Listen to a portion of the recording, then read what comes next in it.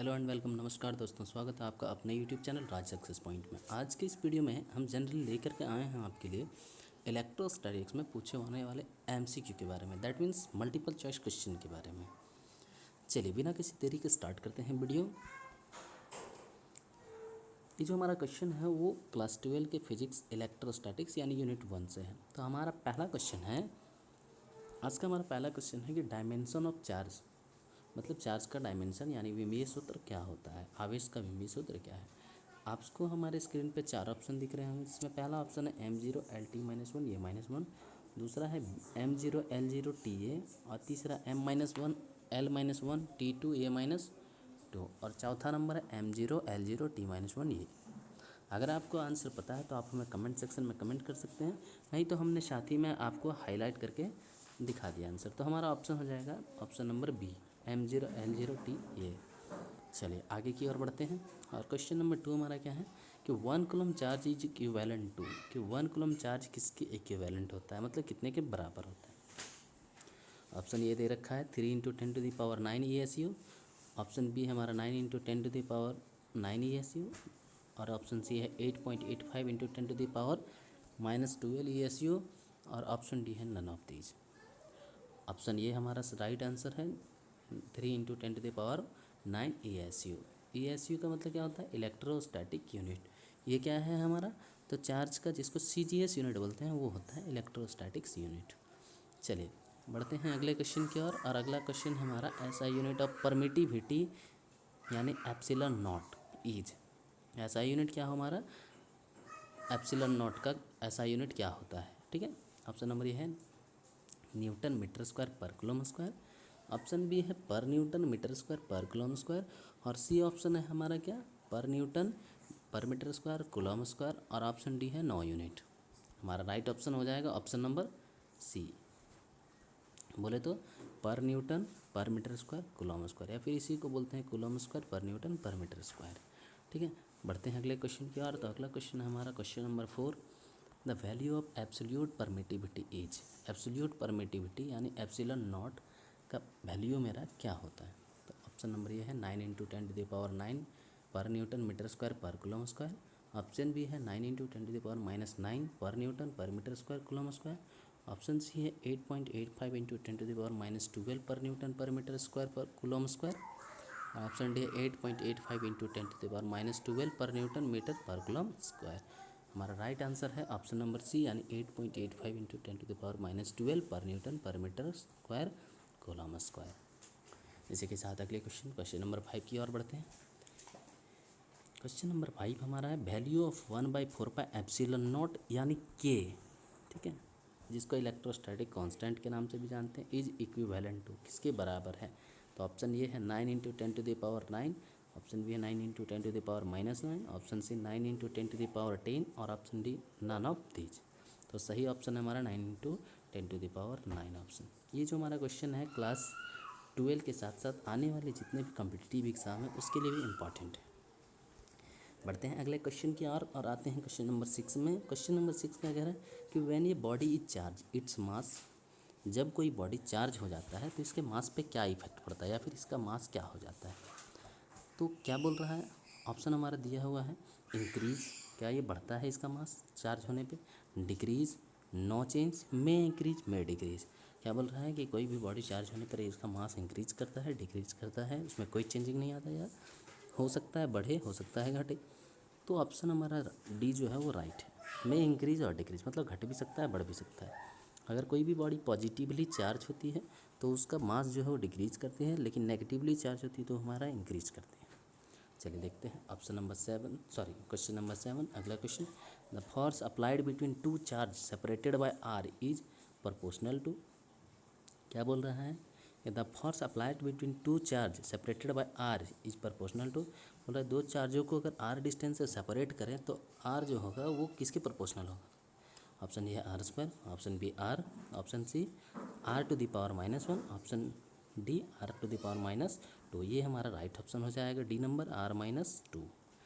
चलिए अगला क्वेश्चन की ओर बढ़ते हैं। अगला क्वेश्चन है keep the distance between two charge is double then the force between them becomes. बोल रहा है अगर दो चार्जों के बीच का जो डिस्टेंस है उसको हम डबल कर दें तब हमारा जो फोर्स होगा वो क्या होगा। तो ऑप्शन ये है 1/2 टाइम्स, दैट मीन्स आधा हो जाएगा, 2 टाइम्स डबल हो जाएगा, 1/4 टाइम्स या फिर 4 टाइम्स। तो क्या हो रहा है 1/4 टाइम्स हो जाएगा हमारा। ठीक है, यानी ऑप्शन सी हमारा राइट आंसर है। ठीक है, बढ़ते हैं अगले क्वेश्चन की ओर। आते हैं क्वेश्चन नंबर 9 में। If an object is positively charge it means it has electron. क्या बोल रहा है, अगर कोई ऑब्जेक्ट पॉजिटिवली चार्ज हो रहा है तो इसका मतलब उसमें इलेक्ट्रॉन क्या होगा। Option number A less, more, may be less और मोर, नन ऑफ दिस। क्या कम हो जाएगा, बढ़ जाएगा, घट सकता है, बढ़ सकता है, या फिर हमको नहीं पता, मतलब इनमें से कोई नहीं। तो ऑप्शन ये हमारा राइट ऑप्शन हो जाएगा लेस। कोई भी बॉडी अगर पॉजिटिवली चार्ज होता है इसका मतलब इलेक्ट्रॉन उसमें क्या होता है, कमी आ जाती है ना। चलिए बढ़ते हैं आगे की ओर।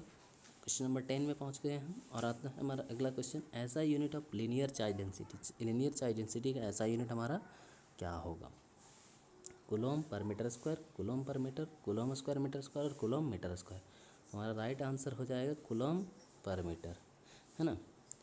ठीक है, इसी के साथ साथ अगला क्वेश्चन है formula for linear charge density. Linear charge density का फार्मूला क्या हो जाएगा।